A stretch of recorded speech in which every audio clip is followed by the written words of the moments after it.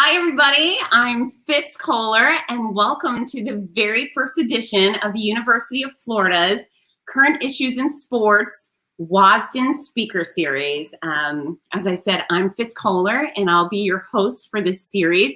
Very excited to be interviewing some of the most dynamic and interesting people in sports today. Today, I've got a absolutely great guest who's also a dear friend, one of the kindest, most thoughtful people in my industry, as well as one of the most powerful and competent, which I think matters. So if you're new to Wasdin and UF, we're within the College of Health and Human Performance, focusing on the sport management department. And that's where I got my master's. And people know me as a race announcer and a fitness expert and an author and so forth, but my master's degree is sport management. And what I do is I own a sport and fitness company. And my education was outstanding, and it truly prepared me to go do spectacular things within sports and fitness. And we have so many students around the globe taking part in our program, not only here in Gainesville, Florida, but online. So it's a real treat to have a role in their education and their success. So moving on to my guest of today. He is race director of the world's oldest and most famous marathon, the Boston Marathon. He's also president of Dimsey Sports. He's a author of several children's books and one for grown-ups. He calls it adult books, but it's really just a wholesome biography. And again, he's one of those all-around good guys everybody should have in their corner. So without further ado, I'd like to introduce Mr. Dave McGillivray. Hey, Fitz. How you doing?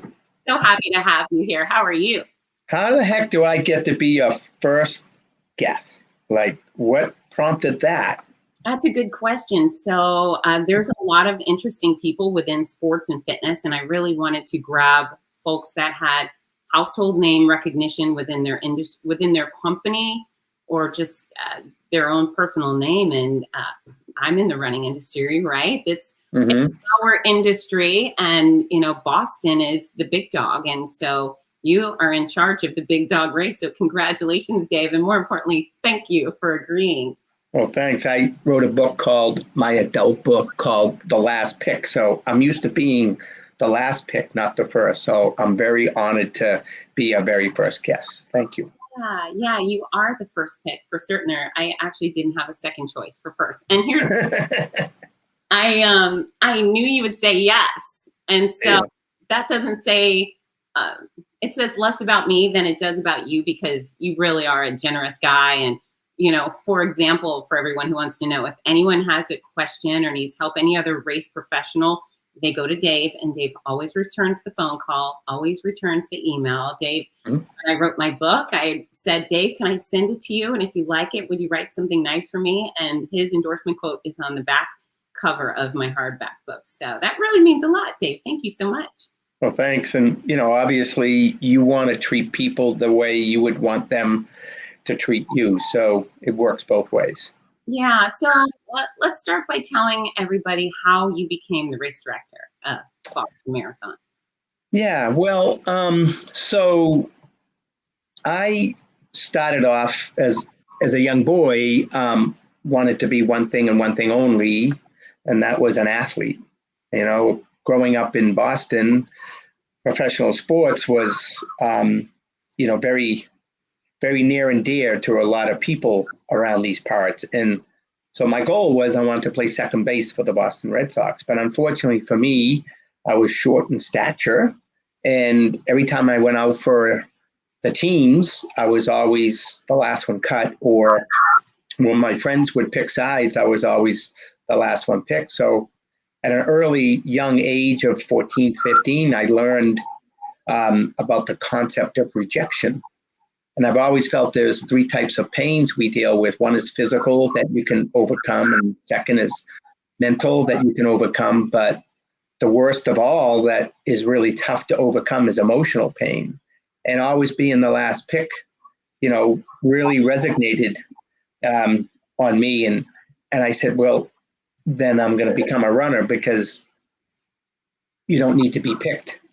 you can't get cut from running. You just go run. And that's how I started running. And then running led to setting goals, and setting goals led to me deciding I wanted to run across America in 1978. So I ran from Medford, Oregon to my hometown of Medford, Mass, 3,452 miles in 80 days. I was the original Forrest Gump. And you said that so precisely. Yeah. Less 38:52. So then I got home and I opened up an athletic footwear and clothing store. And from there, I started putting on events to promote the store. And then I realized I like putting on events more than shoes on people's feet. So I opened up an event management company, Dave McGillivray Sports Enterprises, affectionately known now as Dimsey Sports. So I started putting on all these events, and then along came the opportunity to help with the Boston Marathon. And in 1978, the marathon experienced a few unfortunate incidences. One was a wheelchair accident at the start, and another was a tripping incident at the start when they shot the gun off at high noon, and there were still officials lined up with a rope, and they didn't get out of the way in time, and runners started falling. So somebody had the idea, maybe we should hire someone to watch over this a little closer. And I was the lucky guy. And so all I did that first year, for the most part, was remove the rope. And I've had the job for 33 years since. So that's how I eventually became the race director of the Boston Marathon. So now it's a titan. It's a unique race that people all over the world dream of running, and not many people get. I mean, a lot of people get to do it, but it's one of the only races where you actually have to qualify for. You can't just have enough money and register. So, and it's not just a race. It takes over the city. I know that on Patriots Day every year, where you host this race, the libraries, the schools are shut down, the bars are still open. But tell us what the magnitude of your event is throughout Boston, and what does it mean to your community? Well, it's the oldest continuous marathon in the world. And, obviously, as a result of that, it became famous throughout the world in the early years. And now we're approaching our 125th running of the Boston Marathon. Once it reached around 1,000 people, the BAA, Boston Athletic Association, said, hey, this is getting to be a lot of people. We need to impose some sort of limitations on this, or we're not going to be able to manage it, because at the time it was just all volunteers working the event. So that's when the idea of qualifying times came to be about 40 years ago. And you had to run under, I think it was 4 hours in order to qualify to run in the race. But what was an interesting phenomenon of that is that the thing that they imposed to limit the field size became the thing that attracted more and more people, because that became the holy grail, the Boston Marathon. There was no other marathon in the world that you had to reach certain standards in order to gain entry. So it de facto became everyone's mini Olympics, so to speak. So, and then it has continued along that path ever since. So, we're not for everyone. We're not like Disney, for example, or other marathons. Our whole intent was about the pursuit of athletic excellence. It gave people a magnet, a target to strive for. Now, fortunately, I think, there's a delicate balance between those who qualify, and we have a nonprofit charity program. So there's a certain percentage of qualifiers and a certain percentage of charity runners. And I think we do a great job in balancing that out. About 80% qualify and 20% run for charity. So almost $40 million a year is raised by our runners running for various over 100 charities involved in the event.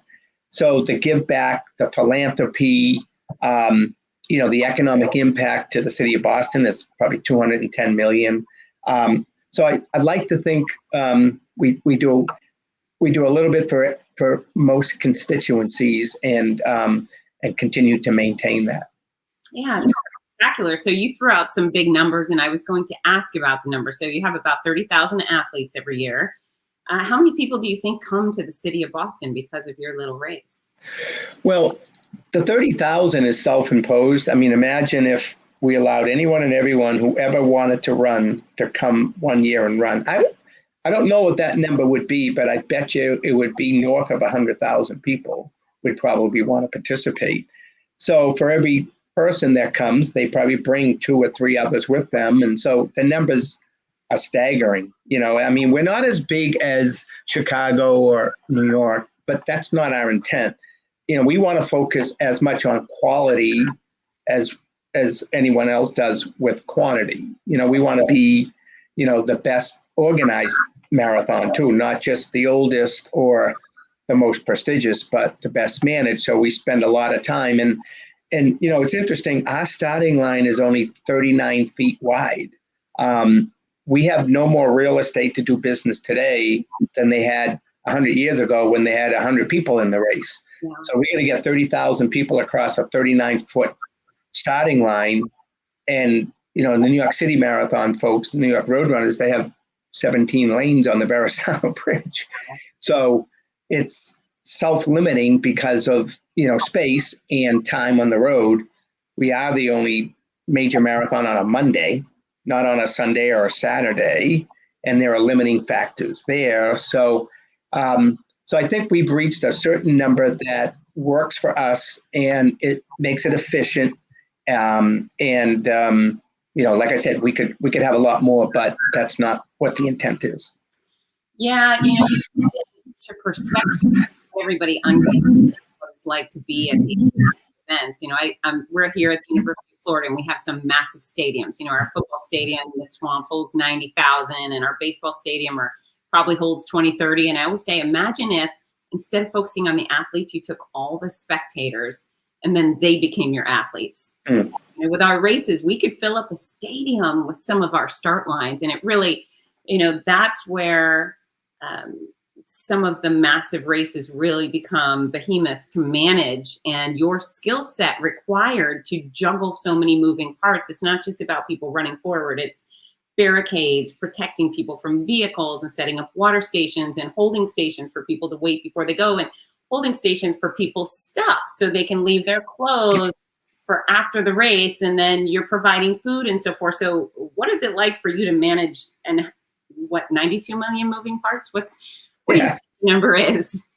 Well, first of all, with managing something like the Boston Marathon, people say, oh, you're the race director. I said, yeah, but I'm kind of more of a caretaker, because it was here way before I was around, and it will most likely be here way after I'm gone.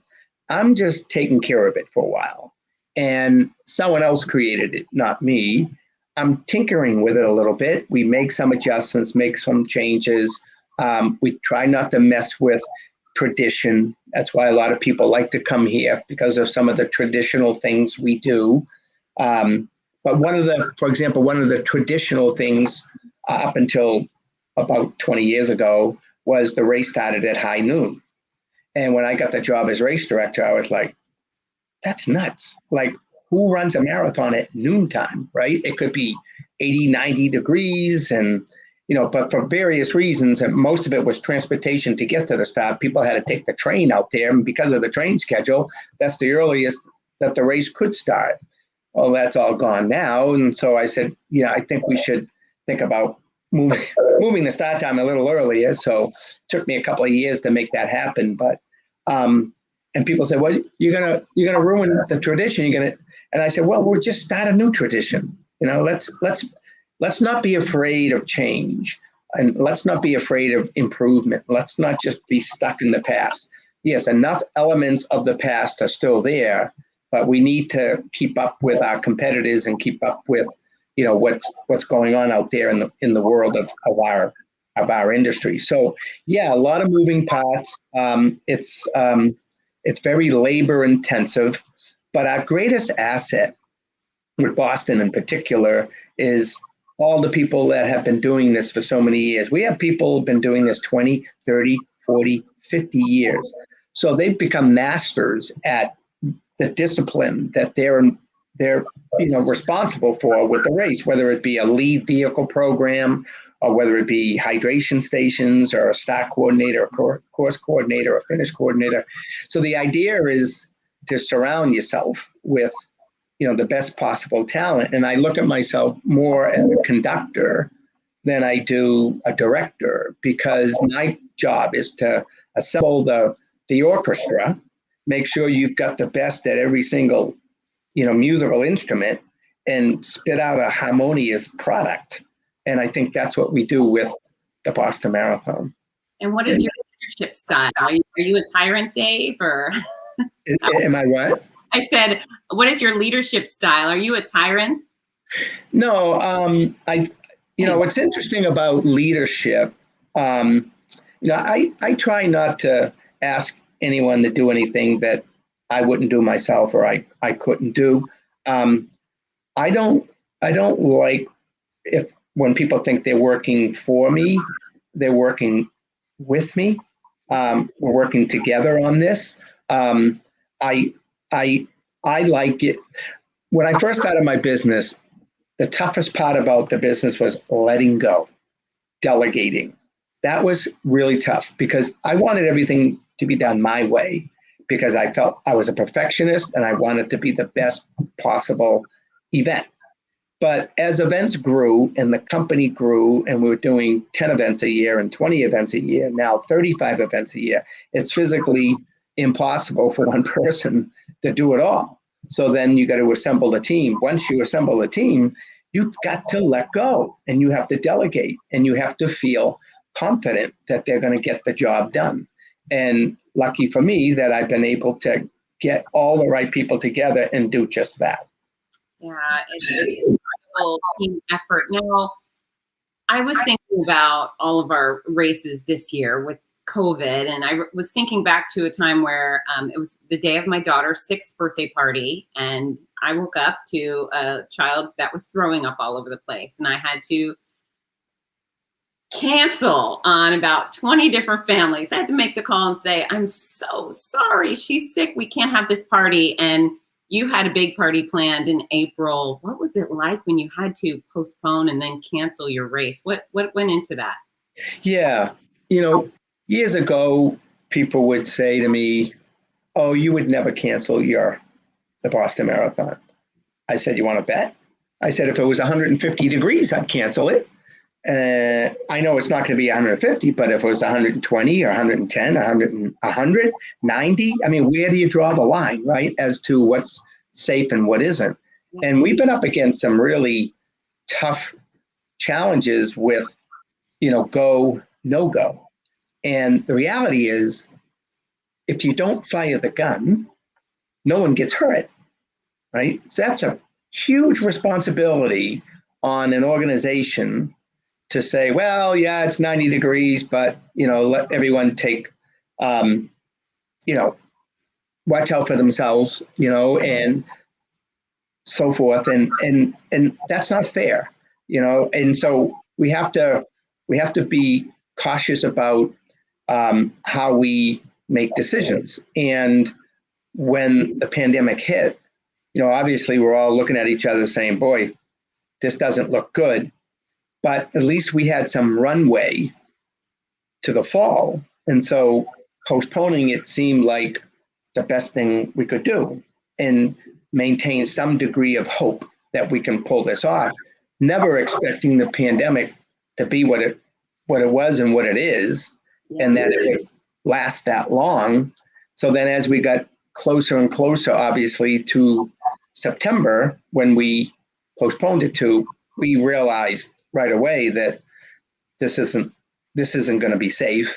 And it's not only us, we run through 8 cities and towns and the state, and then federal government's involved. So collectively, everyone kind of comes together and make the decision, but ultimately it's the cities and towns and, our permitting partners that basically give you permission or don't give you permission, right? So in a sense, it wasn't difficult to cancel, only in that we knew it would be the safest thing to do, but it was surreal, And then doing the virtual, though, was epic because, people took that on as a personal challenge, almost like the same challenge we had coming out of the bombings in 2013 and coming back in 2014, and showing that we're a resilient bunch and we'll persevere and we'll pivot and we'll adapt and we'll still accomplish what we worked really hard at. And 18,000 people did that. And some of the posts and Facebook posts and emails we got and people sending the selfies in from all over the world was just, special and inspiring. So, yeah, our running community is incredible, right? All right, we've got a question here from Morgan Calenos. It says, are there angry emails from participants about the event being canceled, and how do you handle them? Yeah, of course. And I understand that. Listen, you can't please all the people all the time. In the business that we're in, there are tens of thousands of people, and every decision we make is not going to be favorable to 100% of your customer base. So for me, what I try to do, if I can, decisions are made based on information that you have and facts that you have. When you're on the outside looking in, you're not privy to all of that. So you're questioning why certain things are happening only because you don't have all the information. So I can understand how people can pass judgment and basically get upset or however they respond.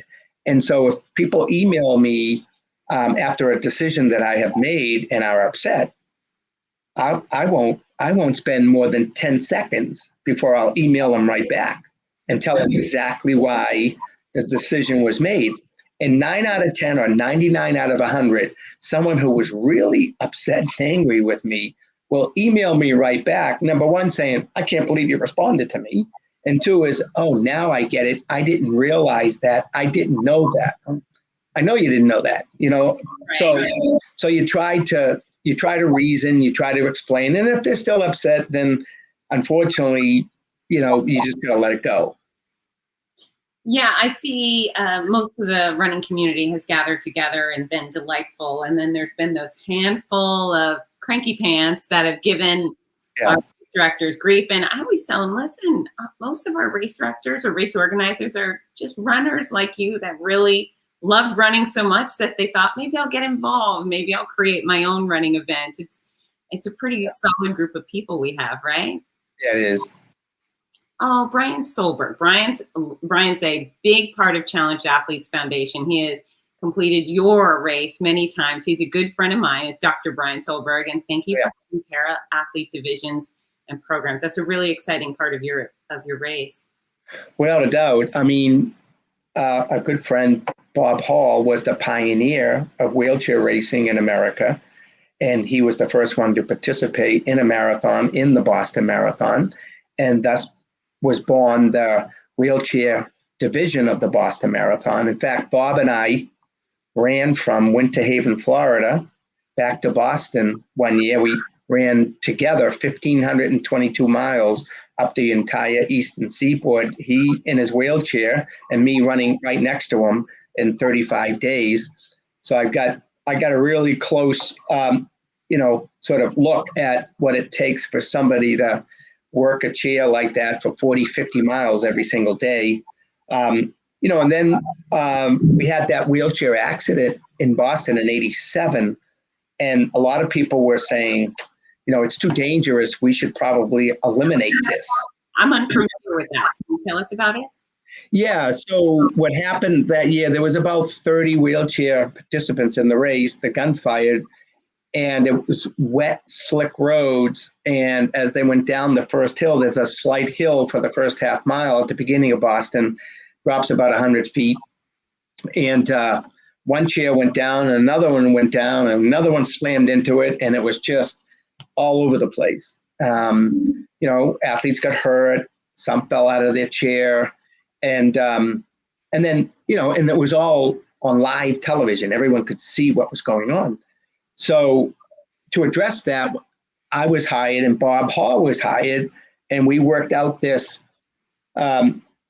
program where we said, okay, well, what we'll do is we'll have a control stop for the first half mile, and we'll put a 4-wheel vehicle flanked by 4 motorcycles right at the start, fire the gun, and they go down that first hill at a 12-mile-per-hour pace. Once they're safely down the hill in that grid, then we'll take off and let them start racing, almost like the Indy 500. Okay. That worked. There wasn't another incident for the next 30 years, and then some of the athletes were like, okay, can we now get back to racing right from the gun instead of you control us down the first half mile? And I was like, well, I don't want that accident to happen again. And they were like, yeah, but we're better trained and we have better equipment and you have to trust us. And I said, I trust you. And I took a little vote among all the athletes and they said, yeah, we want to race from the gun. So the last 3 years, the gun fires and they're going about 40 miles an hour down that first hill, but everything's gone well. So the wheelchair division, has been, very important to us at Boston. And then the hand cycle program started first at Boston. And, there was only about 8 initially. And then a program part of the Achilles Track Club out of New York was born called the Freedom Team. And a lot of them were veterans out of the wars in Iran and Afghanistan. And they petitioned us to increase the field size. And now we have a whole separate program with about 60 hand cycles. And then we have the para athletes, obviously, with different levels of disability. And Mala Runyon, who's a visually impaired blind Olympian, is our para athlete coordinator. So we take this very seriously. It is a competitive environment. Yeah. And, we have all the different divisions and the different programs and try to be as inclusive as possible. And even those athletes have to effectively qualify at some level to earn their right in. So we treat them just like we treat everyone else. Yeah, it's pretty impressive. And for anyone who hasn't seen it before, these chairs, these racing chairs, these hand cyclists, they are fast.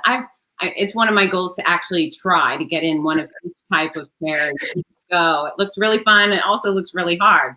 Well, the course record now in Boston for the hand cycle program, guess how fast what the course record is for a marathon? 105. 58. Holy cow. Under an hour. And that's the thing for anybody who might be confused. Our chair athletes finish first. So I host Los Angeles Marathon. It's another mega. Our chair athletes come through, most of them way before our fastest runner comes in. So it's impressive and really fun to see. And of course, Dr. Solberg always brings such delight to racing. He's a spinal cord injury survivor, and he has his guides. His guides are always hot chicks. He's a smart guy, and he has this posse of beautiful women come with him. All right, we have some questions. Okay. I think we probably both say nice things to you at the start, Brian. So David Kuntz, who's a big California runner and volunteer, what do you see as the expectation set that runners have for events going forward, and how are you planning to meet them? Well, obviously the toughest part of this whole pandemic for those of us managing events is planning for the uncertainty. How do you do that? Because it's a moving target. Every day, every hour, we're getting different information. So for us, you probably saw the announcement. We just announced that the Boston Marathon 2021 is scheduled to take place on Columbus Day weekend, October 11th, which is a Monday. So our intent is to try. We want to try. And if we don't stop planning now, by the time we wait and see where this whole pandemic is going, we're going to run out of runway and we're not going to be able to do it anyways. So we might as well plant a seed, right? Draw a line. Okay, that's the target. Now stop planning. And, as we go, then collaboratively with the cities and towns and our public safety partners and our organizing committee, we'll all continue to work together until such a time anyone says, hey, this is too unsafe to do. And then we'll stop, right? And then we'll maybe do the virtual, and then focus on 2022. In terms of an in-person race, at least Boston, I do 35 races a year. So I'm just as concerned about all my other events. I do the Falmouth Road Race in Cape Cod. I do the Joni Benoit Samuelson's race, the TD Beach to Beacon. I do the Bellin Run in Green Bay. I do Lululemon races in San Diego. I put on races all over the country and literally all over the world. All of those are wondering whether they're going to come back this year, and if not, when. But as far as Boston, we formed a COVID committee made up of epidemiologists and scientists and CDC folks and government officials and our medical team and our ops team. And so regularly we meet and talk about where this is all heading. And we're trying to make informed, intelligent decisions as to, can we actually pull off an in-person race? So the first thing you have to get is permission. The next thing you have to think about is, whether or not you're going to test, whether or not you're going to require vaccinations. The next thing is mitigation strategy. What do you have to do to keep people safe? You have to think about spectators. Do you allow them? Do you not allow them? Do they have to take personal responsibility? Do the cities and towns have input into that, saying yes or no in their respective city and town? And if they say no, who's going to enforce that? What about all you volunteers? We have 10,000 volunteers. What's the policy for the volunteers? Will they come back? All of a sudden, you might have a race, but all the volunteers are like, I'm not sure I want to subject myself to that. So that's something that we are working with our volunteer base to see who's in, who's not, what's going to be required of them. Do all the volunteers have to be vaccinated? Do all the volunteers have to be tested? And again, getting back to the mitigation strategy, what does that look like in terms of distance, in terms of, because it all comes down to two things. My job is two things. It's all about space and it's all about time. How much space I have to work with and how much time I have to do it within. And one impacts the other. If I have a lot more space, I don't need as much time. If I have a little space, I need a lot more time because I got to spread things out. Now add COVID on top of that, and you're going to spread things out even more, which means it takes up more time, which are you going to get permission for that? Right? And you add on top of that the enhanced level of security that we have had to deal with since the bombing. And then you throw on top of that, if Mother Nature goes cuckoo on you, then you've got some kind of crazy weather situation. And if you're no longer allowed to have people indoors for obvious reasons, then where are these people going to go if the weather is really bad? So all these things are being dealt with right now as we speak as to what kind of in-person race we think we can safely pull off. So that's a mouthful. I'm sure that's a head full. And you actually answer Rudy's question. Rudy, my partner, is busy. He's asking what will it take, and you just answer that very well. And I think our sport management students watching, I think half of them have now decided to go work for their dad and in some regard, and then the others are really excited that they get to hopefully work in a very exciting field that requires a lot of on-the-spot decision making. And so pivoting over, you mentioned the bombing 2013, and a lot of people know that lives were lost, limbs were lost. There was a lot of broken hearts and fear, and it was a terrible time for our country, nonetheless, Boston. So I don't really know what it was like for you. What is your specific experience? Where are you when the bombs go off? What is your response? How does Dave McGillivray, the race director, what was your day like? Yeah, well, it's very interesting. The year before was the hot year, 2012. It was almost 90 degrees. So we were struggling with the decision, go, no go. We decided to go. We offered deferments to the next year for people who were just like nervous about the heat. We got 2,500 people take the deferment. And then, I stood up on the starters platform and I said, hey, this is a team effort, folks. There's you and there's us.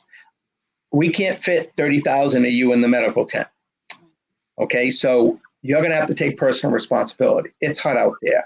Back off, right? No PRs today, all that kind of thing. And we got through it.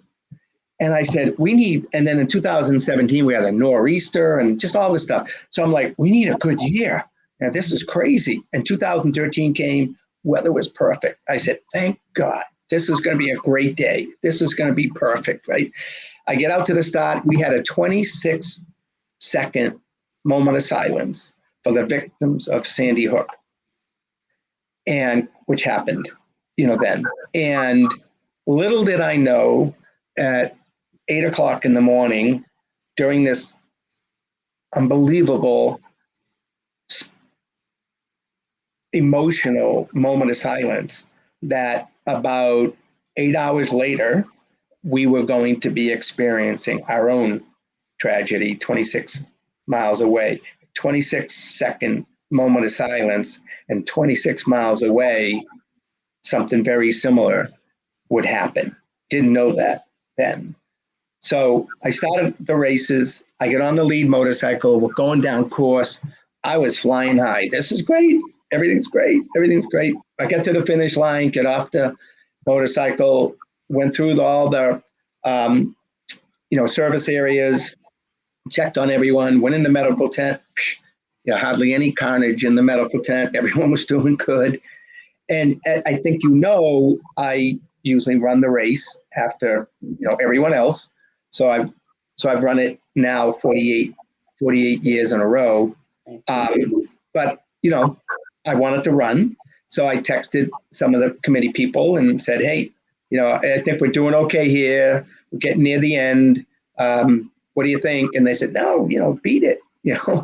Time to go back. So I went to the hotel, changed, went back to the starting line, standing on the starting line, 26 miles away, where I was only a few hours before, with a moment of silence. And I was just about ready to take off. I had 2 state police motorcycles with me, and my phone rang. I said, Dave, you won't believe it. I said, what? He said, there were 2 explosions at the finish line. I'm like, what? And I thought they were like generators or something. Why would I think bombs, right? We're in Wasdin. We're not in, Afghanistan. And no, this is serious. So jumped in the car, went over 100 miles an hour down the Mass Turnpike, got back to the finish. Everything was evacuated. Lucky I had the state police with me because they got me into the secured area because now it's a crime scene. And the first thing I did was on the way back was I called my wife, who was sitting in the bleachers with my kids, because I didn't know where the bombs went off. Could have been right under the bleachers, could have been my family. I couldn't get a hold of them because the cell service got knocked out. So I finally got back there and I went into the medical tent, and I was in there only a couple of hours earlier and there was kind of nothing going on, and now it was full, but not of runners. And I realized there was not much I could do in the medical tent, that I needed to get out. First of all, I wanted to find my family. And secondly, there were 6,500 runners that have stopped. What's going to happen to them? We got to figure out something for them. So I come out of the medical tent and I went to go up to the finish line, and the police officer stopped me and said, hey, where you going? I said, I'm going up to the finish, find my family. They said, you can't go up there. I said, well, I'm the race director. Here's my ID. He goes, it's not your race anymore. I was like, then I realized how serious this all was. And I worried about my kids, 7-year-old, 8-year-old. And I said, well, I need to go down to where the runners were stopped and figure out what we're going to do, because that's my job. And, the police said that all their gear was in the buses, and the police wouldn't allow them to go to the buses to get their gear because they felt there could be other devices in that area. And I said to the officer, I said, if we don't let them get their gear, they're not getting out of here. I said, we got to clear this area, and they need their car keys, their hotel room keys, their passport, whatever's in their gear bag. So I said, well, can I take 4 or 5 of my volunteers and take all those bags off those buses? He said, yeah, you can go in there. We took 6,500 bags off buses, laid them all out all over the street, and finally allowed runners to come in to get their bags. But the weirdest thing was, because it was really quiet now, because everyone had evacuated, and you could hear the cell phones going off in those bags. And you knew that people were calling from all over the country, all over the world, looking for their loved one, worrying for them. And I couldn't go through every bag and answer the phones. So you're just like, oh my God. So finally, what ended up happening is, we were there till midnight or whatever, doing all this. And I finally got home 2 days later. And my 7-year-old, who was sitting in the bleachers, who saw everything, come up to me and he gave me a hug. And he said, Dad, I never want you to direct that race again. And I said, wait a minute. Like, my son is associating danger with my job. That's crazy. I just put on a road race. It's a road race. Chalk mark in the road, yell, go. That's it. And now that all changed like that. But we recovered, right? And we persevered. And even my son, about 2 months later, he come up to me and he said, Dad, remember I told you I never want you to direct that race again? I said, yeah, look, I remember. He goes, you know why? I said, why? He says, because I want to direct it. Oh. And I knew then that, okay, we're recovering. And we came back in 2014 and we hit it out of the park. Meb wins. He writes the name of the 4 victims on his bib, first American in 15, 20 years. And it was just an epic moment. Yeah. And then how does that experience change every race moving forward? What are the different protocols that you have that you thought might have been ludicrous years prior? Well, right away, the next races coming up, whether it was Flying Pig or this one or that one, they were all like, their level of security just went through the roof, obviously, as did ours the next year. It was interesting because I was talking to public safety prior to, starting to manage the 2014 race, which was amazing because right after the bombing, I was talking to some of the athletes and some of the international athletes, and they're like, I'm not sure I want to come back here again. I thought, oh my God, is this whole race now going to go away? And then 2 or 3 days later, 180, everything flipped. And the whole world wanted to come here because they were determined, because those instigators mess with the wrong crowd, right? With the running crowd. Are you crazy? We're going to persevere. We're resilient, and we're going to come back and we're going to reclaim our finish line. And all of a sudden, we're like, not only are we not nervous about getting back the same amount of people we know, are we going to have to increase the field size? And so we did by 9,000 people. We had the second largest race in the marathon's history. And I'm like, oh my gosh, we have one of the largest races ever with this enhanced level of security. How are we going to pull this thing off? And it was like the most challenging. It was even more challenging than the 100th running when we had 40,000 people in this small space. So now we've got the COVID marathon. And I equate the experience of the bombing and the recovery similar to what's going on now. We have to recover from this pandemic. I've always said the comeback is always stronger than the setback. And such will be the case for this race and this industry, all over the country and all over the world. We're going to come back and we're going to be stronger. There are more people out there running now and cycling now and walking now than ever before. Once we get through this vaccination and once the fear factor starts dying down, us race directors, we're going to have so many events to direct and so many people want to run. We're not going to know what to do.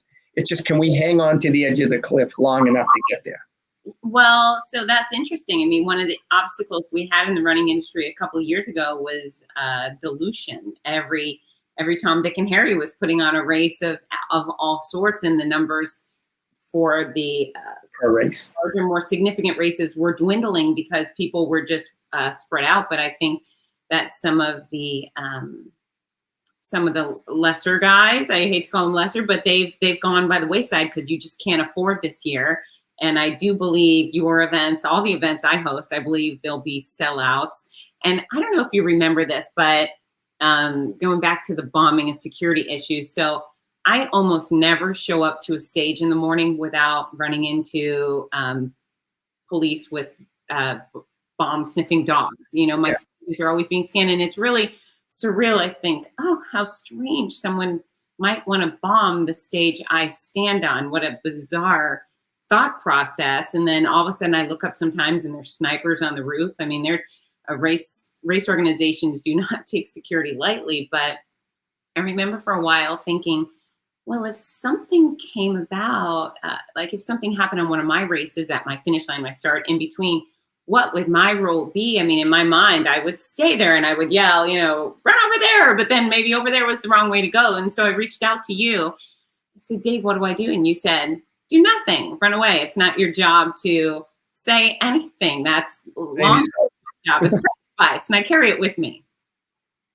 Well, I think it's important too. I mean, you can't. Yeah, listen. Right after the bombings, people were saying people ran towards the bombs, not away. Well, yeah, I mean, you see victims there, you want to go help them, but at the same time, if there were no victims, I wouldn't be hanging around, because there could be other devices going off. Typically, what these folks do is you put a bomb here and that people are going to run in that direction. Guess where you put the next bomb? Right where people are going to run towards. The list goes on. I don't want to get into that. But yeah, I mean, I think that under these circumstances, everyone has to take care of themselves. And it's all personal responsibility. There's just too many people and too few people to manage them for those people who are managing, just like managing the race, that have to take care of every single other person. Yeah, it's a tricky situation, especially when you feel responsible for those that showed up. So this is one of my interns asking a question. I think it's probably, do you feel that Boston Marathon has definitely become a symbol of perseverance, don't you think? Well, yeah, I mean, it has, as other races I think have too, but that's why canceling it was so difficult. It's funny, I've been involved, I've run it 48 years in a row. So for 80% of the time I've been on this planet, I've been associated with this event, but I don't take it for granted. I know how important it is for so many people all over the world. Like I said, it's the Holy Grail. So I feel an obligation or responsibility to put on the best possible event I can, because these people have dedicated a good portion of their life to get here, right? And so what happened at Boston was just so tragic, in that then we had to make changes to obviously keep people safe, but then it became inconvenient. No, you can't bring gear back out to the start and have it brought back to the finish. You can't, you got to go through, security checks. You got to do this. You can't do that. And it's like, this is just taking away all the fun. And even for me, the next year when I got to the starting line, know what I was doing most of the time? Like looking over my shoulder. It's like, oh, I saw a backpack sitting over there. I'm like, whoa, you just get nervous about it. I think a lot of that has sort of died down. I don't think that we're taking it for granted, but I think things have sort of started getting back a little bit of normalcy in terms of that kind of situation. But now you got the COVID piece. There's always something. Hey, and because you have pivoted, with all of your races disappearing, you are now taking your event management skills and you are managing a COVID vaccination station, right? Yeah. So, again, when this all hit and we lost all our events and we started pivoting and doing all kinds of different things, and then all of a sudden the winter comes and I can't do what I was doing before. And then, the fact that the vaccine came out, and, started thinking about how's that rollout going to happen operationally. I have nothing to do with, the production or the distribution, but just once it's, at a site, someone's got to manage the flow of people. And so we were retained by a local provider to stand up Gillette Stadium and Fenway Park. We open Fenway tomorrow. I got to be there at 7:00 tomorrow morning. So here's my vaccination, shirt. And now what is amazing about that whole story is that the thing that brought us to our own knees now is, we're working towards, vaccinating everyone, and now good is overcoming evil. And we're just like in 2013, and we're now involved in something that's helping to keep people alive, keep people healthy, and to bring back our own industry. Yeah. So, almost like a little bit of a full circle here and our mission now, arguably, is the most important mission we've ever had in the 40 years of putting on events. Because now we need to help keep people safe, and we need to help bring our own industry back. And that's exactly what we're doing right now.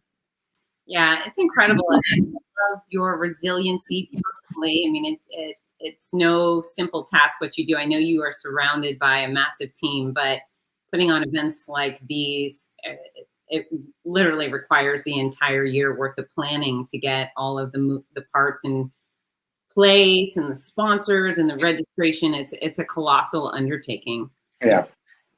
Yeah. And, what's interesting is that it's probably going to be a 6-month program that'll get us towards the fall. And maybe that's when events come back. So lucky us, this fills the gap, and I would encourage anyone listening who is involved in event management that, try to encourage your local political authorities that if they're thinking of standing up vaccination sites anywhere within your community, you should play a role in it, because there's no one better at organizing. I mean, I compare it to putting on a marathon. We got to, register people, and then they show up, and you got to line them up, and then you got to get them through the system and safely and efficiently, vaccinate them. Then you got to observe them, make sure they're okay, and then you bid them adieu. And that's what we do with road racing, right? That's what we do. And so, that's what we're doing at the vaccination sites. Light bulb just went off. I'm going to get out there on a microphone. Someone clearly needs me to boss these humans around and make them great about their shots and congratulate them when they're done. The funny thing was, like, there was a glitch in the software program. So there's a little backup at Gillette the other day. And so people were waiting in line. And then someone just started a sing-along in line, and the whole bit. And I come out and I said, "Oh, I really apologize for the delay." And they're like, "Are you crazy? I'd stand here for 2 weeks to get my shot." So people were they're just so excited to get their shot, right? Because they're thinking this could potentially save my life. So what's a little inconvenience, But what you just said is that's what we're trying to do. We're actually trying to not just make it about come in, get a shot, go out. We're trying to make it an experience too, right? And maybe after their second shot, when they come back for the second shot, we're doing it at Fenway, right where the marathon ends. Maybe we give them a medal or something. Yeah. We got all sorts of ideas. All kinds of ideas. I have a lightning round for you, and some questions. And you just mentioned songs, so we're going to go quick through these short answers. But I got to know, what's your favorite song, Dave? My favorite song. I like all the songs of Coldplay.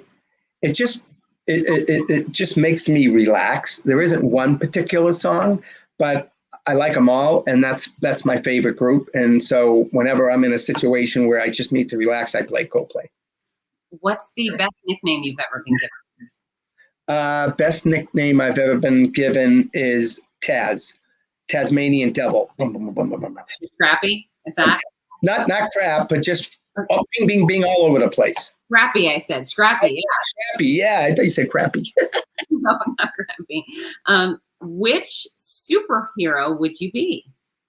Well, I'm not saying that I think I am this, but people have said, Superman, kind of a thing, just because of all the running across the country, doing Ironman, doing 777, all that kind of a thing. So I would like to be that character, mainly because then I would be in a better position to help more people. Yeah, that's a good choice. Can't go wrong with Superman. Who was your first celebrity crush? It was, what's her name? Summer of 42. Summer of 42? I think that's what it was. What the heck was her name? Anyways, but Raquel Welch stood out for me. When I ran across the country, I had a mug with her picture on it. And I drank from that every day, and looking at a picture of her kind of inspired me a little bit. She's That works. choice for certain. What's your favorite ice cream flavor? Chunky Monkey, I guess. But, ever since I've had the open heart surgery, I had to kind of cut out ice cream. But that's what it was. Chunky Monkey. Fair enough. How many times have you fallen on Boston's cobblestone streets? That's a good question. I don't think I've ever fallen on Boston streets, but I can tell you now, given that I'm much older, I'm 66, and I went from racing and sprinting to jogging to now shuffling. And when you shuffle, you don't really pick up your feet that much. And so when you're running on cement sidewalks, not a good thing, right? Because they're doubled and whatnot. So I have tripped on many a sidewalk in the last couple of years, and it hasn't been pretty. Okay. Yeah. As a grown-up. Yeah. Would you rather, or do you ask for forgiveness or permission? Different for different situations.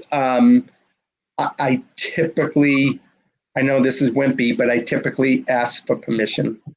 I mean, just because a lot of the things I do affect other people, so I don't want to do something that I'm going to regret later and ask for forgiveness, and then other people were impacted by it. So when it involves a lot of other people, it's definitely permission. If it's just me, then I'll go the forgiveness route. I'm with you. Advice for our sport management students watching. So when I graduated from college, I got a degree in math, and I went to study to become an actuary. Oh. And I was working for a benefit consulting firm in the John Hancock Tower in Boston. And that's when I decided to run across America. So it took me 3 months. And when I got back, my boss said, "Oh, are you going to be back to work tomorrow?" And I said, "I just ran across a continent. I need a couple of days." And 3 days later, he fired me. I got a termination letter. And I had just run across the continent, raised hundreds of thousands of dollars for children with cancer, and I got fired. And it was the best thing that ever happened to me, because I realized that wasn't my passion, right? That sport was my passion, that giving back was my passion, that, again, putting on events was my passion. Again, my whole adage is that in putting on events, for me, I'm helping to raise the level of self-confidence and self-esteem of thousands of people. And there's nothing more gratifying than that feeling that you have made it possible for someone else to feel good about themselves. So stick with it. So, whatever your passion is, you got to remember, if you're going to be working 8 hours, 10 hours a day, 5 days a week for the rest of your life, that's a third of the time that you're awake on this planet. Don't you want it to be something that, it isn't just about a paycheck, but it's something that you're passionate about, and you are actually making a difference? So, whatever you're going after, don't let anyone deter you from that goal. Those who say it cannot be done, right, should not interrupt those who are doing it. That's right. That's words. So this is an obligation, since you are now officially an honorary part of the Gator Nation. And I know I've heard on so many occasions you rooting for your Red Sox and your Celtics and your Patriots, but it's time to give a big go Gators, and you got to do the Gator chomp. It's a right arm up, left arm. We got to see it before we go. I'm good with that. Right now, the Boston sports teams aren't doing too good. All right, so a big go Gators. Go Gators. Go Tom Brady. Oh, Tom Grady. Yeah, he can be an honorary Gator too. He's close enough, right? There you go. Yeah, all making Florida look good. Well, Dave, thank you so much. Like I said, you were my first choice. Thank you. Not the last choice at all. You were my first choice, and I knew you would say yes because you're such an extraordinary guy. And not only did I know you say yes, but I knew you would be a phenomenal interview because you have so much to add to the conversation, and you've accomplished so much. So I really appreciate you. Thank you. Thanks, Fitz. And good luck to you. Good luck with your book, which is great, so everyone knows. And be well. All right, Dave, is there anywhere people can reach you or follow you? Oh, just my website. You can go there, and then all my contact information is there. So it's, www.dmse for Dimsey, dmsesports.com. Thank you. All right, Thank Dave, you. take care. Go Bye. Bye, everyone.